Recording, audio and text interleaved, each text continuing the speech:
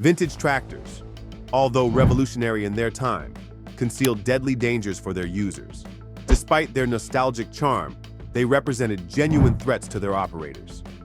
Here are 10 vintage models that shouldn't be placed in just anyone's hands. The John Deere Model B, a seat above danger. The John Deere Model B, with its iconic green color, symbolized agricultural power in the 1940s. But what made it truly perilous was its minimalist seat design, perched directly above an exposed transmission. Farmers were literally sitting just inches from high-speed rotating parts, without any protection. A simple misstep, a boot that slips, and your leg could be caught in the rotating mechanisms of the differential. Agricultural archives are full of testimonies from farmers who, crossing rough terrain, were ejected from these seats without restraints, falling directly into the path of the rear wheels or towed equipment.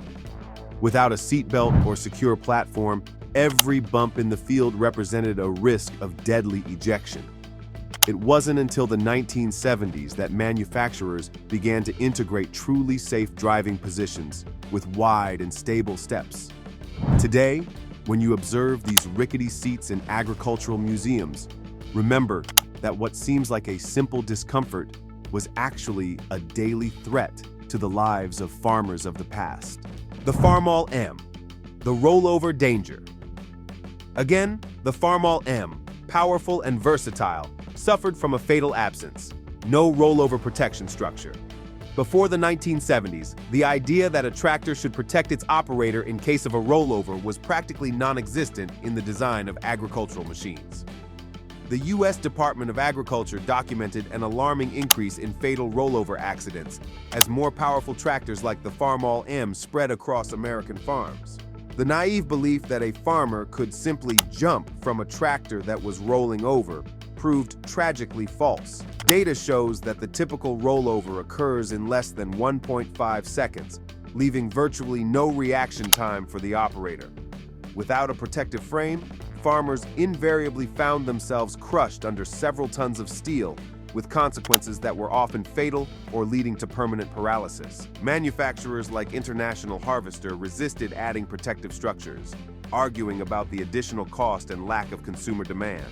It wasn't until after decades of overwhelming statistics and growing pressure from agricultural safety specialists that ROPS, rollover protection structures, became mandatory in the 1970s. This simple modification, 4 sturdy posts forming a frame above the operator, has saved thousands of lives by creating a survival zone in case of rollover. Today, it's unthinkable to see a modern tractor without this essential protection, a testimony to a late but crucial evolution in the design of agricultural machines. The Fordson Supermajor, the asphyxiating muffler.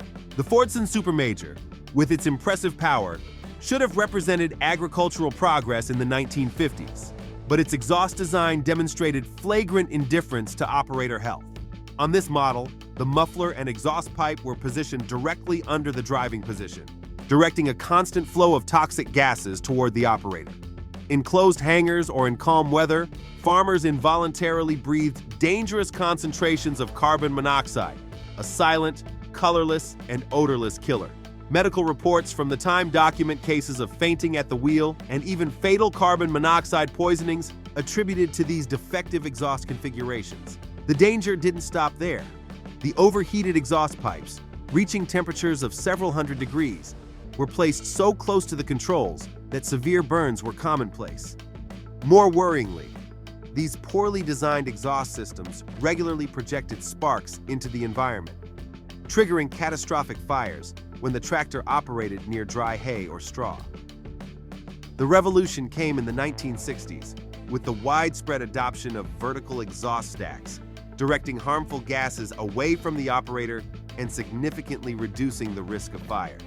Modern tractors, with their complex catalytic exhaust systems, represent a leap forward that would have seemed miraculous to farmers suffering from the Fordson headaches of the past. The Massey Harris 44, the rebellious steering wheel. The Massey Harris 44, powerful and reliable, was praised for its robustness in the 1940s, but it concealed an insidious danger in its steering system. Devoid of any assistance, Its rudimentary steering mechanism transmitted every irregularity of the terrain directly into the operator's hands. When a front wheel hit an obstacle, the steering wheel could violently turn in the opposite direction, wrenching control from the driver's hands and often causing wrist injuries. On rough terrain, piloting this behemoth was more of a battle than driving, with farmers constantly having to anticipate unpredictable movements of the steering wheel. The problematic design of the steering linkage, exposed and passing dangerously close to the operator's legs, added an additional risk.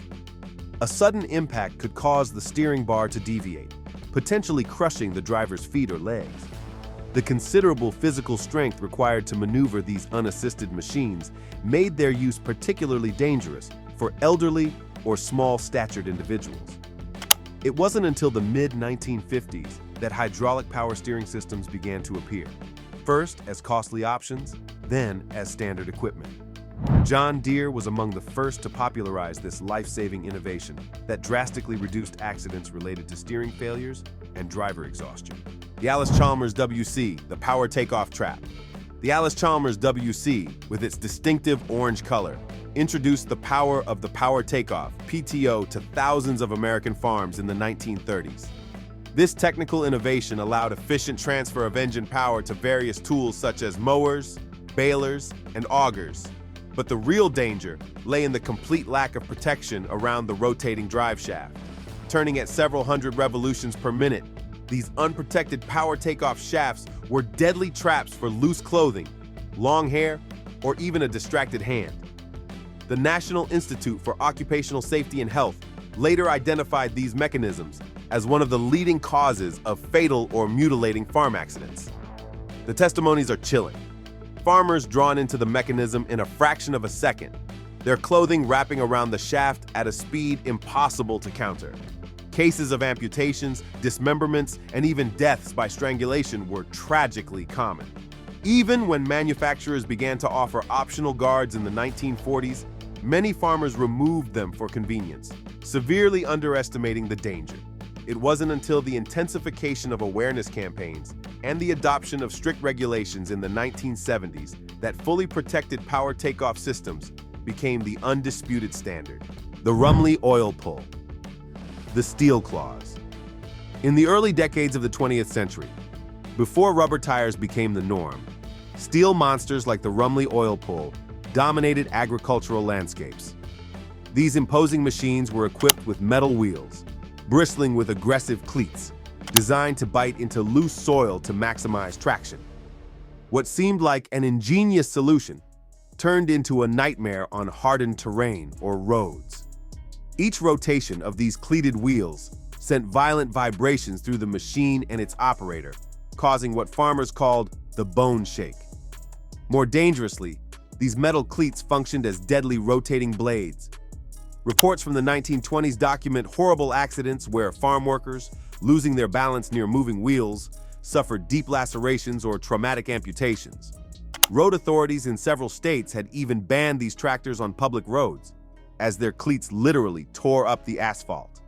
It wasn't until the late 1930s, when Firestone and other manufacturers perfected agricultural tire technology, that these dangerous steel claws began to disappear from farms.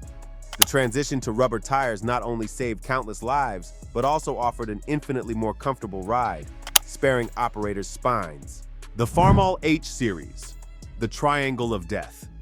Nothing evokes mid-century farming more than the distinctive silhouette of the Farmall with its tricycle front design. Introduced in the 1930s, the Farmall H Series quickly became a favorite for row work thanks to its exceptional maneuverability. Its two closely spaced front wheels allowed precise navigation between crop rows, thus revolutionizing mechanical planting and weeding. But this practical innovation hid a deadly flaw: an alarming propensity to roll over. The narrow front and high center of gravity transformed the slightest inclined terrain into a potential trap. The National Safety Council reported that rollover accidents with these tricycle-configured tractors were not only frequent, but almost always catastrophic.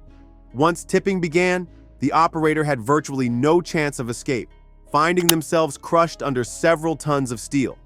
Paradoxically, What made these tractors so useful for row farming, their narrow front width, was precisely what made them deadly. Despite more than 390,000 units sold, the 1960s saw a gradual abandonment of this design in favor of much more stable wide wheelbase configurations. The Fordson Model F, the arm breaker. When Henry Ford launched the Fordson Model F in 1917, he revolutionized agriculture by making mechanization accessible to the average farmer. Yet, this democratization of the tractor introduced a particular danger: the dreaded starter crank. Before the advent of electric starters, the Model F required manually turning its crankshaft to start the engine. If the engine backfired or kicked back, which was common, the crank could violently pivot backward, cleanly breaking the arms of careless operators. The University of Nebraska's tractor testing laboratory documented countless cases of fractured wrists, dislocated shoulders, and even amputations caused by these vicious cranks. The problem was so widespread that rural doctors immediately recognized the Fordson fracture, a characteristic forearm injury. Despite these dangers, the Model F sold more than 500,000 units between 1917 and 1928, with farmers considering this risk as the price to pay for modernization. It wasn't until the improvement of batteries and the introduction of electric starters in the 1930s that these dangerous cranks began to disappear from American fields.